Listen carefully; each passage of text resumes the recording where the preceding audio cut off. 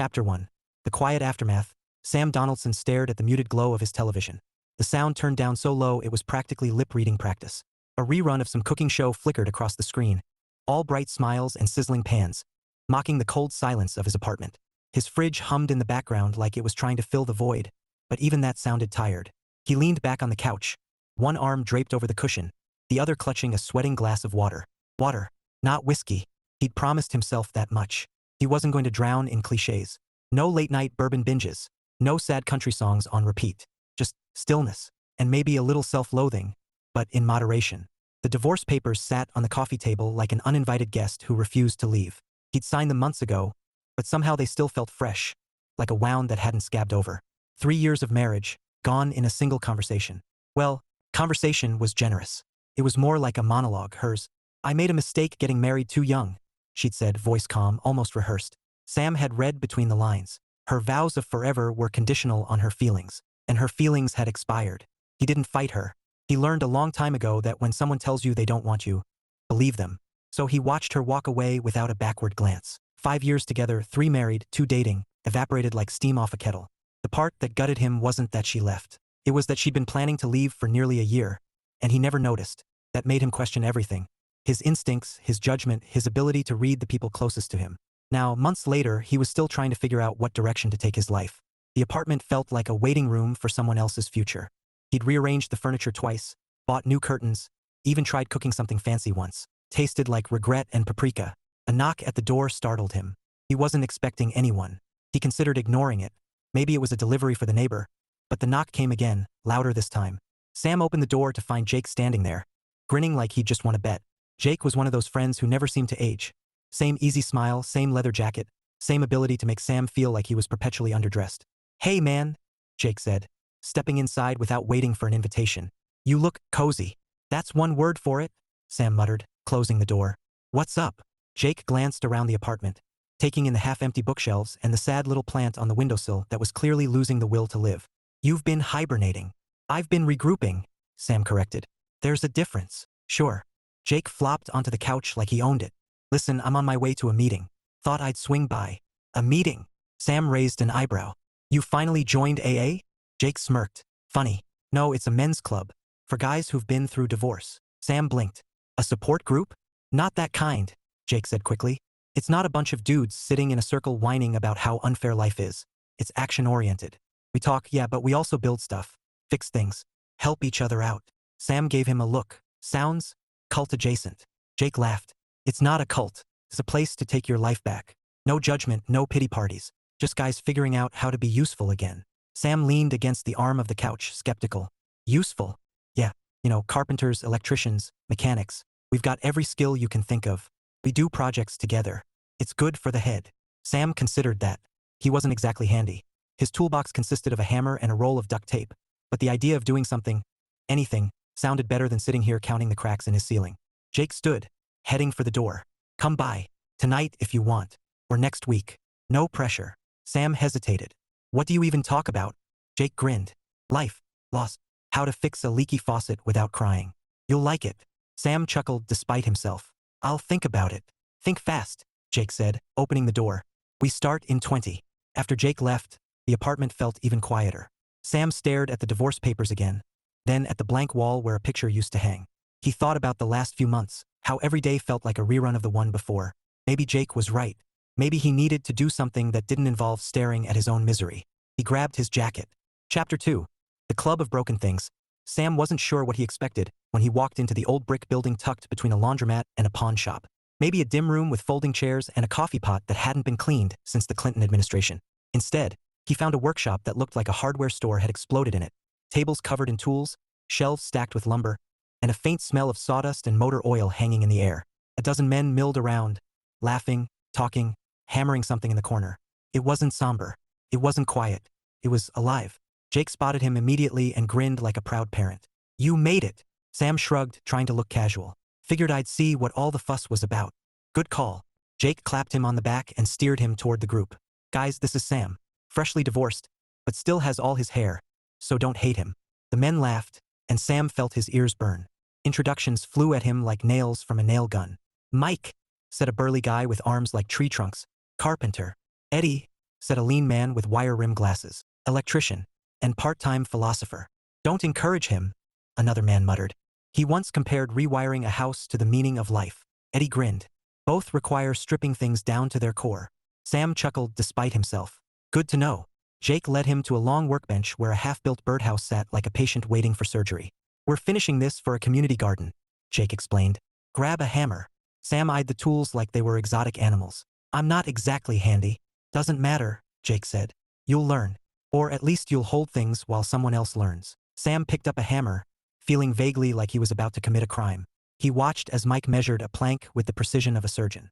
Eddie launched into a story about his ex-wife's obsession with scented candles, which somehow segued into a debate about whether lavender was calming or manipulative. The conversation flowed easily, peppered with jokes and good-natured ribbing. Sam found himself laughing, really laughing, for the first time in months. It felt strange, like stretching muscles he'd forgotten he had.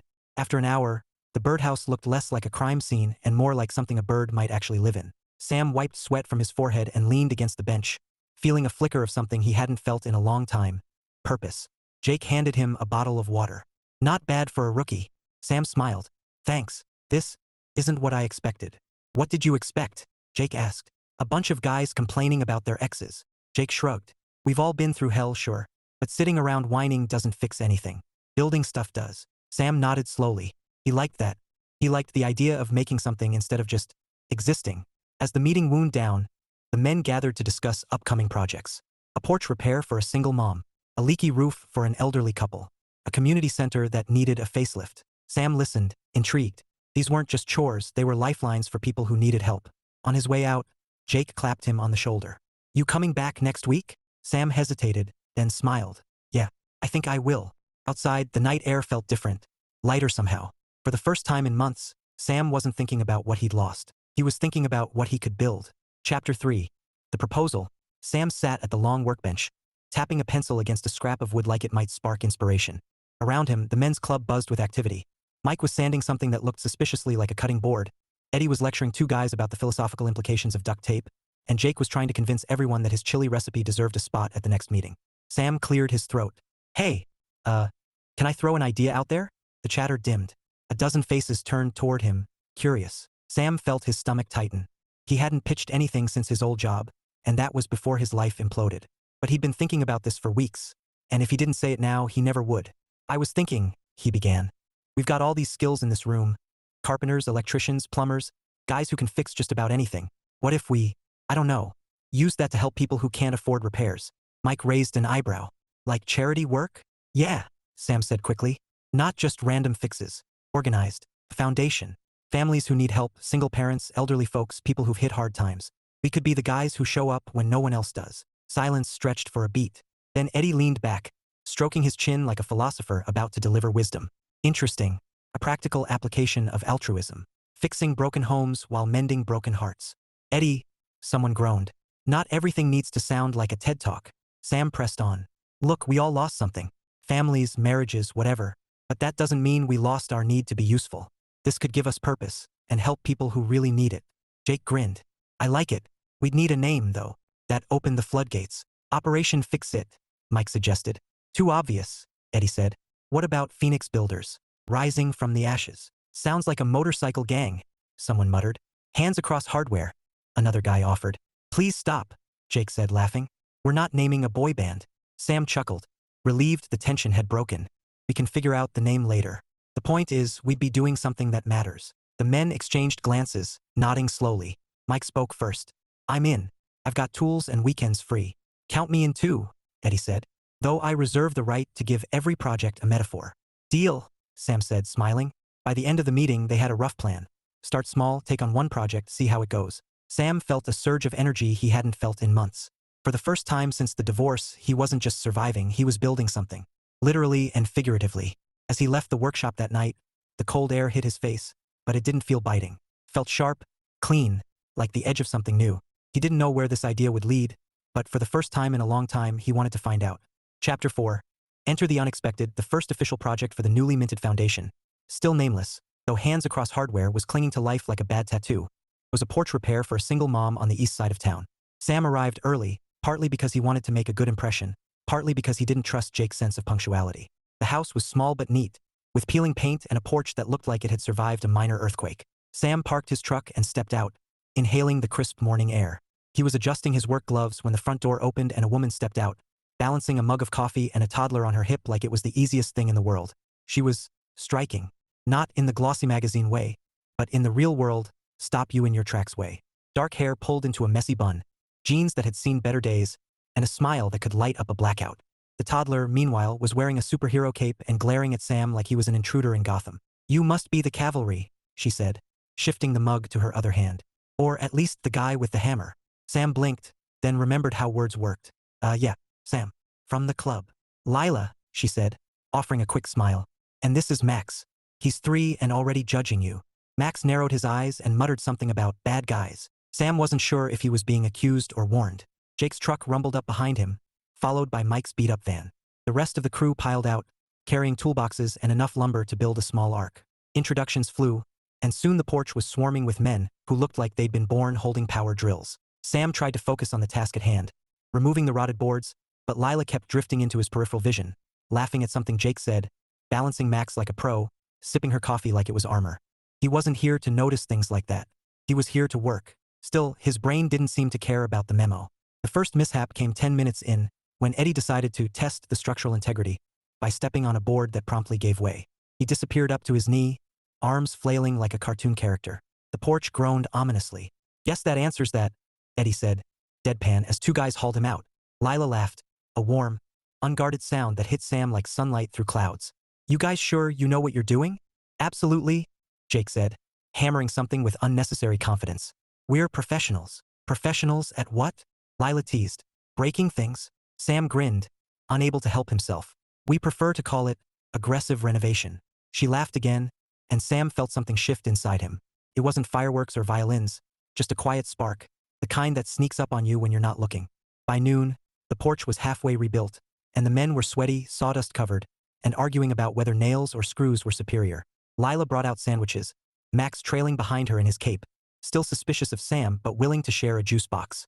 Sam took a bite of his sandwich and glanced at Lila, who was sitting on the porch steps, hair escaping her bun, eyes bright despite the chaos. He wondered what her story was. He wondered why he cared. He didn't have answers, but for the first time in a long time he wanted to find them. Chapter 5. Sparks and Sawdust. Sam told himself he was volunteering for more projects because he believed in the mission. And he did, really. Helping families who couldn't afford repairs mattered. But if he was being brutally honest, there was another reason. A reason with dark hair, a quick smile, and a laugh that had been replaying in his head like a favorite song. Lila.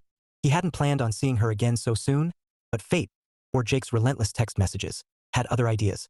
The club had taken on a second project for her, fixing a stubborn kitchen cabinet that refused to stay on its hinges. "Easy job," Jake had said. "In and out in an hour." Sam wasn't sure if Jake was lying or just optimistic, but either way, he found himself standing in Lila's kitchen on a Saturday morning, staring at a cabinet door that looked like it had survived a bar fight. "Thanks for coming back," Lila said, brushing a strand of hair from her face. "I swear this thing has a vendetta against me." Sam smiled, trying to look casual while his pulse did jumping jacks. "Happy to help. Though I should warn you, I'm not exactly a cabinet whisperer." "That's okay," she said, handing him a screwdriver. "Fake it till you make it, right?" He chuckled, taking the tool. "That's pretty much my life philosophy." Max barreled into the kitchen wearing the same superhero cape, now accessorized with a plastic sword. He eyed Sam suspiciously, then whispered loudly to Lila, "Is he a good guy?" "Yes," Lila said, amused. "He's fixing the cabinet." Max considered this, then nodded solemnly. "Good guys fix things." Sam grinned. "Glad to have your approval, buddy."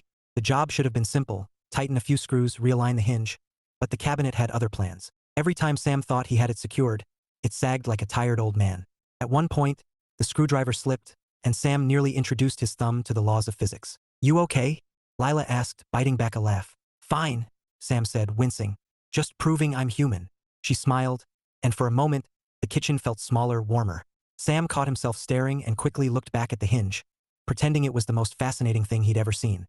They worked side by side, Lila holding the door steady while Sam wrestled with the screws. Their hands brushed once, accidental, fleeting, but it sent a jolt through him like static electricity. He told himself it was nothing. He told himself he was imagining it. He told himself a lot of things. Finally, the cabinet surrendered. Sam tightened the last screw and stepped back, triumphant. "There. Good as new." Lila tested the door, opening and closing it with exaggerated flourish. "Look at that." You're a hero. Sam laughed. Don't tell Max. He'll want me to fight dragons next. As if on cue, Max charged in, sword raised. Fight me. Sam raised his hands in mock surrender. I'm not trained for this level of combat. Lila laughed, and Sam felt that spark again. Quiet but insistent. He wasn't sure what to do with it, but he knew one thing. He wanted more moments like this. When he left that afternoon, the cabinet was fixed, Max was plotting his next battle, and Sam was driving away with a smile he couldn't shake. He told himself it was just the satisfaction of a job well done. But deep down, he knew better. Chapter 6. The club gets famous. Sam was halfway through sanding a stubborn plank when Jake burst into the workshop like a man who just discovered fire. He was grinning, phone in hand, waving it like a victory flag. Gentlemen, Jake announced, we're famous. Mike looked up from his power drill. Famous how? Like, local news famous or viral cat video famous? Jake slapped his phone on the workbench and spun it around. On the screen was a headline from the Lancaster Gazette. Local men's club rebuilds more than homes. They rebuild hope. Sam blinked. That's dramatic. Dramatic sells, Jake said, puffing out his chest. They're doing a feature on us. Photos, interviews, the whole 9 yards. Eddie, never one to miss an opportunity for philosophy, leaned against a stack of lumber. The paradox of altruism. We seek anonymity in virtue, yet crave recognition for our deeds. Translation, Mike asked. He means Jake wants his picture in the paper, Sam said dryly. Jake grinned. Damn right I do. And guess what? They want you too, Sam. Sam froze mid-sand. Me? Why? Because you pitched the foundation idea, Jake said. You're the face of this thing. Sam stared at him. I don't have a face for publicity. I have a face for sanding. Too late, Jake said cheerfully. Reporters coming tomorrow. Sam groaned, but the rest of the guys were already buzzing about wardrobe choices and whether sawdust counted as an accessory. Eddie suggested posing with a hammer as a symbol of resilience, which sparked a heated debate about whether resilience was better represented by a wrench. The next day, the reporter showed up with a photographer who looked like he'd rather be shooting wildlife in the Serengeti. Sam endured an hour of awkward questions about finding purpose after heartbreak, while trying not to sound like a self-help podcast. The photographer made him hold a drill like it was Excalibur. Sam suspected the photo would haunt him forever. By evening, the article was live and so were the comments. People loved the story. Donations started trickling in. Requests for help doubled overnight. The club was officially on the map. Sam was still processing all this when his phone buzzed. A text from Lila. Saw the article. Nice pose. Very heroic. Do you always hold drills like that? Sam stared at the screen, then laughed. Really laughed. He typed back. Only when I'm saving the world one porch at a time. Her reply came fast. Careful, celebrity handyman. Fame might go to your head. Sam grinned, leaning back against the workbench. For the first time in months, life felt good. Complicated, sure. Unpredictable, definitely. But good. And maybe, just maybe, about to get even better. Chapter 7. A date that wasn't. Sam had been circling the idea of asking Lila out for days. Like a cautious driver approaching a roundabout with no exit signs. He wasn't sure if she'd say yes. He wasn't sure if he was ready. But when she texted him about a leaky faucet, he saw his opening. Not romantic exactly, but close enough. Sure, I can swing by tonight. He hit send before he could overthink it. When he arrived, Lila greeted him with that easy smile that made his chest feel like it was hosting a fireworks show. Max was in full superhero regalia again, this time with a mask that made him look like a pint-sized vigilante. Kitchen's this way, Lila said, leading him inside. And before you ask, yes, I tried fixing it myself. No, it didn't go well. Sam grinned. I admire the effort. The faucet was dripping like it had a personal vendetta. Sam rolled up his sleeves, crouched down, and started fiddling with the pipes.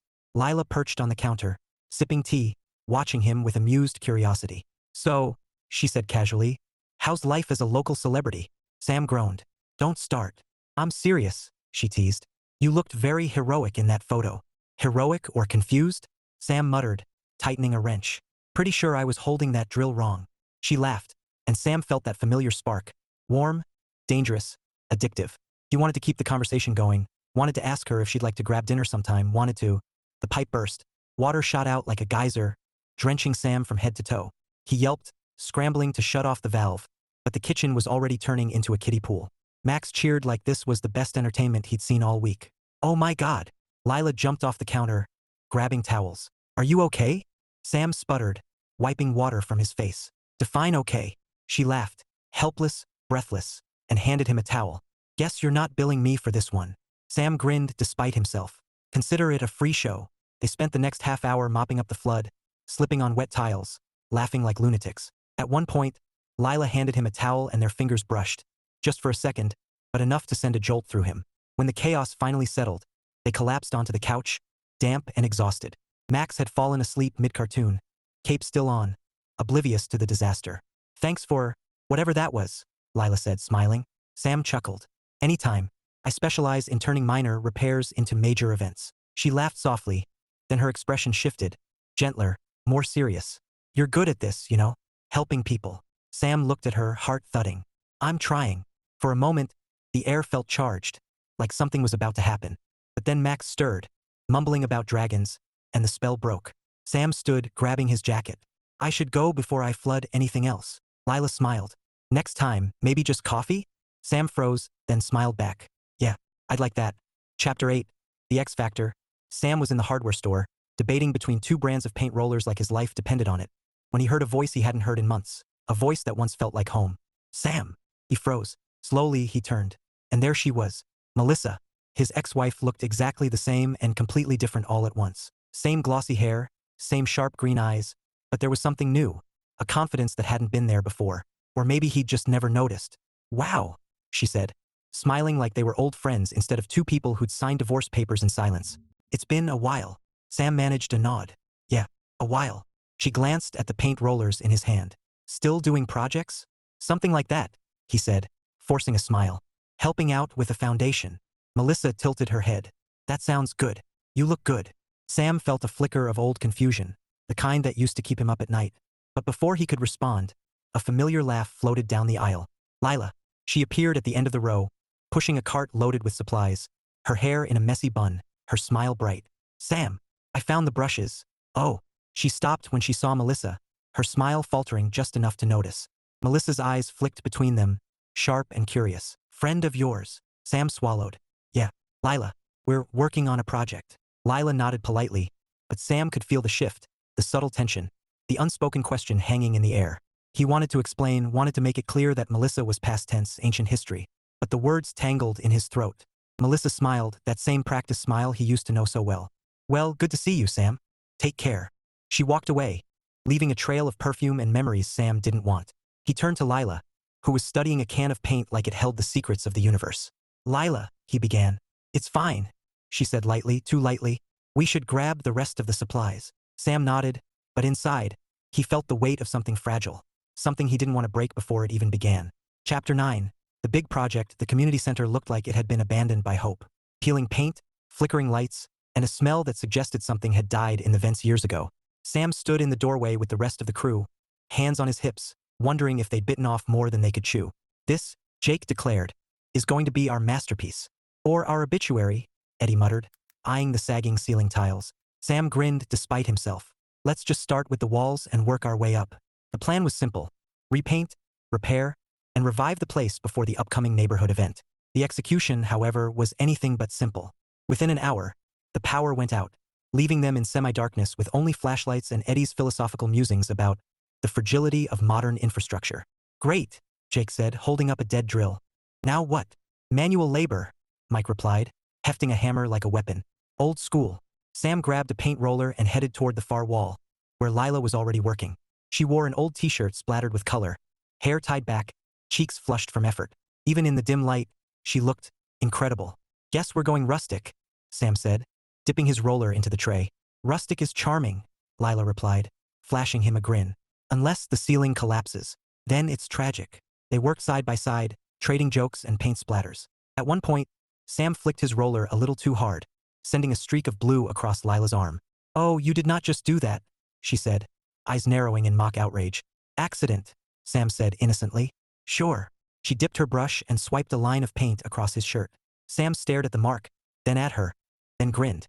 War it is. The next 5 minutes were chaos, paint flying, laughter echoing, Jake yelling something about wasting supplies, while Eddie compared the scene to a metaphor for human folly. By the time they called a truce, both Sam and Lila were covered in streaks of blue and white, breathless and grinning like kids.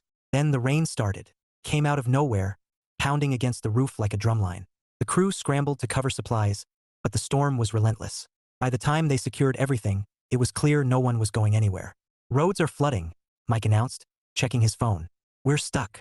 Jake grinned. Guess it's a sleepover. Sam glanced at Lila, who was wringing water from her hair, laughing at the absurdity of it all. He felt that spark again, stronger now, undeniable. They were stranded in a half-painted community center, soaked and exhausted. But somehow, he didn't mind. As night fell, they gathered in the main hall with blankets and takeout pizza. The power flickered back just enough for dim lights and a playlist of old rock songs. Sam sat beside Lila on the floor, sharing a blanket, their shoulders brushing. "This wasn't in the project plan," she said softly. "Best part of the plan," Sam replied. She looked at him, eyes warm, and for a moment, the world outside didn't exist. Just the hum of music, the smell of paint, and the quiet certainty that something was changing, something good. Chapter 10. Confessions in the dark. The storm had settled into a steady rhythm, rain tapping against the windows like a quiet metronome. The community center was dimly lit, the overhead bulbs casting a soft glow over the scattered blankets and empty pizza boxes. Most of the crew had dozed off in corners, snoring like distant thunder. Sam sat against the wall, legs stretched out, a blanket draped over his shoulders. Beside him, Lila mirrored his posture, her hair damp, her cheeks flushed from laughter and exhaustion. For a while, they just listened to the rain, to the faint hum of an old playlist still looping in the background. Felt easy, comfortable, like the world had shrunk to this room and the two of them. "You ever think about how weird life is?" Lila said suddenly, her voice soft, almost thoughtful. Sam turned his head. "Define weird." She smiled faintly. "One minute you're juggling bills and fixing leaky faucets. The next you're stuck in a half-painted building with a bunch of guys who argue about nails versus screws." Sam chuckled. "Yeah, life's got a sense of humor." Her smile faded into something gentler. "You seem different lately." "Different how?" he asked, curious. "Lighter," she said. "Like you're not carrying the same weight you were when we first met." Sam stared at the floor for a moment, then exhaled slowly. "I was carrying a lot. After the divorce, I felt like I'd failed at something fundamental. Like I wasn't enough." Lila didn't speak right away. When she did, her voice was quiet but steady. "You know that's not true, right?" He looked at her, and for a second, the vulnerability in her eyes matched his own. "I'm starting to believe that," he said. "Mostly because of this, because of what we're doing. Helping people. Building something that matters." She nodded, then hesitated. "I get it. I had my own mess. Max's dad left before he was born. I spent years thinking I wasn't worth staying for." Sam felt something tighten in his chest. Not pity, but recognition. "Sounds like we've both been through the ringer." "Yeah," she said softly. "But maybe that's why this feels good." He didn't answer right away. Instead, he reached out, slow and deliberate, and brushed a streak of dried paint from her cheek. Her breath caught, and in that moment, the air between them shifted, charged, electric, inevitable. "Lila," he murmured. She met his gaze, eyes warm and unguarded. "Sam." The kiss wasn't fireworks. It was something deeper. Quiet promise. A second chance. When they pulled apart, they were both smiling like fools. "Guess we're officially breaking the no workplace romance rule," Lila teased. Sam laughed softly. "Good thing this isn't work." Outside, the rain kept falling, but inside, something new had begun. Something neither of them had planned, but both of them wanted. Chapter 11. The club interferes. Sam should have known something was up the moment he walked into the workshop and everyone went quiet. 12 grown men, all suddenly fascinated by their tools, like a classroom of kids pretending they weren't passing notes. Jake was the first to crack. He grinned like a man who'd just invented trouble. "So, how's Lila?" Sam froze mid-step. "She's fine." "Why?" Mike leaned against the workbench, smirking. "Fine as in she's just a friend. Or fine as in you kissed her in a community center during a storm?" Sam's jaw dropped. "How do you—" "Jake talks," Eddie said deadpan. "Jake talks a lot." Jake held up his hands, unrepentant. "Hey, I'm proud of you, man. You've been walking around like a zombie for months. Now you've got color in your cheeks. It's inspiring." Sam groaned. "Please tell me you're not about to make this weird." "Define weird," Mike said, grinning. "Because we may have planned a little something." Sam narrowed his eyes. "Planned what?" Before anyone could answer, the door swung open and in walked Lila, holding a tray of muffins like a peace offering. Sam's stomach dropped. He hadn't expected her here. He definitely hadn't expected the chorus of wolf whistles that followed. "Welcome, Lila," Jake boomed, striding over like a game show host. "So glad you could join us." She blinked, clearly startled. Sam said you guys liked baked goods." Sam buried his face in his hands. "I did not say that." "Oh, we love baked goods," Eddie said solemnly. "Almost as much as we love romantic subplots." Lila laughed, thank God, and set the tray down. "You guys are lively." "Lively is one word," Sam muttered, shooting Jake a death glare. The next 20 minutes were chaos. The men peppered Lila with questions about her favorite tools, her opinion on nails versus screws, whether she thought Sam looked better in a hard hat or a flannel. Sam tried to intervene, but it was like wrestling a tornado. Finally, Lila rescued him. She touched his arm lightly and said, "Want to help me carry some paint from the truck?" Sam nodded so fast he nearly gave himself whiplash. Outside, in the quiet, he exhaled. Sorry about that. They're enthusiastic. She smiled, eyes dancing. It's kind of sweet, actually. They care about you. Care or conspire? Sam muttered. She laughed, and the sound eased the knot in his chest. Don't worry. I can handle a little chaos. He looked at her then, really looked, and felt that familiar certainty settle in. Whatever this was, whatever it was becoming, he wanted it. Badly. Chapter 12. Building something real. The smell of barbecue drifted across the park like a promise. The men's club had decided to celebrate the completion of the community center with a cookout, and judging by the mountain of burgers and ribs on the grill, they were taking the celebration seriously. Kids ran across the grass, laughter mingling with the crackle of charcoal. For once, the world felt uncomplicated. Sam stood near the picnic tables, watching as Jake tried to flip a burger with the confidence of a man who had no idea what he was doing. Eddie was lecturing two teenagers about the existential symbolism of potato salad, and Mike was arguing with a volunteer about the proper ratio of barbecue sauce to meat. It was chaos, but the good kind. Lila appeared beside him, carrying a plate stacked with chips and a smile that made his chest tighten in the best way. She wore a simple sundress, her hair loose, catching the sunlight like it had been designed for it. Max trailed behind her, cape still intact, now accessorized with a ketchup stain. Looks like you guys pulled it off, she said, nodding toward the freshly painted community center. Its walls gleamed in the afternoon sun, a far cry from the peeling disaster they'd first walked into. Pulled it off and only flooded one kitchen in the process, Sam said, grinning. She laughed, handing him a chip. Progress. They found a spot under a tree, away from the noise but close enough to hear the hum of conversation and the occasional cheer when someone nailed a perfect burger flip. For a moment they just sat, comfortable, easy, like they'd been doing this for years. You know, Lila said softly, I wasn't sure about all this at first, letting a bunch of strangers tear up my porch. Sam chuckled. We were very professional. You were very determined, she corrected, smiling. And it mattered. Not just the porch. Everything you've done since. Sam looked at her, heart thudding. It mattered to me too. More than I expected. She held his gaze, and in that quiet space between words, something settled, solid, certain. This wasn't a spark anymore. It was a foundation. He reached for her hand, and she didn't hesitate. Their fingers intertwined, simple and sure. No fireworks this time. No storm outside. Just sunlight, laughter, and the steady rhythm of something real. Across the park, Jake spotted them and cupped his hands around his mouth. Finally, he bellowed. Took you long enough. Sam groaned, burying his face in his free hand while Lila laughed so hard she nearly spilled her chips. The men's club erupted in cheers, Eddie shouting something about love as the ultimate renovation project. Sam looked at Lila, shaking his head. They're never going to let me live this down. Good, she said, squeezing his hand. You deserve it. And for the first time in years, Sam believed her. Chapter 13. Epilogue. 1 year later. The community center gleamed like a postcard now. Fresh paint, sturdy walls, and a playground that echoed with laughter. A banner stretched across the entrance. 1 year of building hope, thank you. Sam stood under it, wearing a flannel shirt that had somehow become his unofficial uniform. He watched as kids darted between tables, volunteers handed out plates of food, and the men's club argued over who deserved credit for the new basketball court. Jake spotted him and jogged over, grinning like always. Big day, Mr. Founder. Sam shook his head. Don't start. Too late, Jake said, clapping him on the back. You've gone from sad guy with a hammer to local hero. That's character development. Sam laughed, scanning the crowd until his gaze landed on Lila. She was helping Max, now 4 and still rocking his superhero cape, tie a balloon to his wrist. Her hair caught the sunlight, and Sam felt that same quiet certainty he'd felt under the tree a year ago. Only now it wasn't new. It was home. She walked over, smiling. You ready for your speech? Sam groaned. Do I have to? Yes, she said, handing him a note card. Keep it short. No existential metaphors. Eddie's going to be crushed, Sam muttered. Lila laughed, slipping her hand into his. You'll do great. He looked at her, at Max tugging on her dress, at the chaos and joy swirling around them, and thought about everything that had led here. The heartbreak, the sawdust, the storm, the paint fight. All of it had built something bigger than a foundation. It had built a life. When Sam stepped up to the microphone, the men's club erupted in cheers. Eddie shouted, Love is the ultimate renovation. Jake yelled, Don't forget to thank me. Mike waved a spatula like a victory flag. Sam smiled, shaking his head. A year ago, I didn't know what I was doing. I just knew I didn't want to sit in an empty apartment wondering what went wrong.